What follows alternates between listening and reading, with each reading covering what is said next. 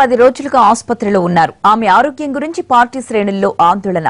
దేశవ్యాప్తంగా జయ గురించే చర్చ. మరోవైపు కావేరీ జల వివాదం. అయినా సరే తమిళనాడులో పాలన సాఫీగా సాగిపోతోంది. జయ ఆసుపత్రిలో ఉన్నారన్న మాటే కానీ అమ్మ మార్క్ పాలనకు ఎక్కడా బ్రేక్ రాలేదు. దీనికి కారణం ఒకే ఒక్క వ్యక్తి, అమ్మ నమ్మిన బంటు.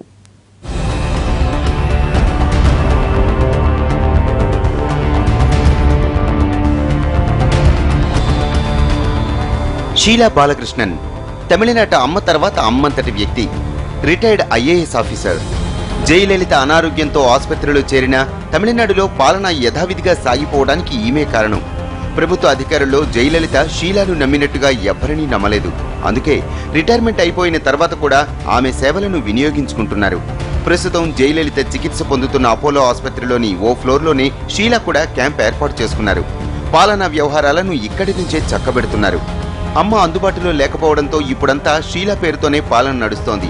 ఐఏఎస్, ఐపీఎస్ ఆఫీసర్ల నుంచి మంత్రుల వరకు అంతా షీలా పర్మిషన్ తీసుకోవాల్సిందే. తమిళనాట కీలక వ్యవహారాలన్నీ ఆమె కనుసన్నల్లోనే నడుస్తున్నాయి. ప్రభుత్వ ప్రధాన కార్యదర్శి రామ్మోహన్ రావు, డీజీపీ టీకే రాజేంద్రన్ కూడా షీలాను సంప్రదించాకే ఎలాంటి నిర్ణయమైనా తీసుకుంటున్నారు.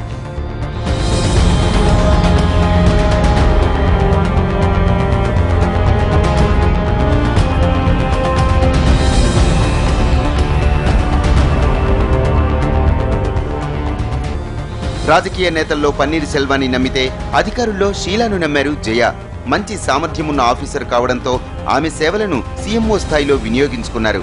కేరళకు చెందిన షీలా బాలకృష్ణన్ 1976 ఐఏఎస్ అధికారి. 2002 నుంచి జైతో పనిచేస్తున్నారు షీలా. మధ్యలో డీఎంకే ప్రభుత్వం షీలాను సెక్రటేరియట్ నుంచి తప్పించినా అధికారంలోకి రాగానే షీలాకు కీలక బాధ్యతలు అప్పగించారు.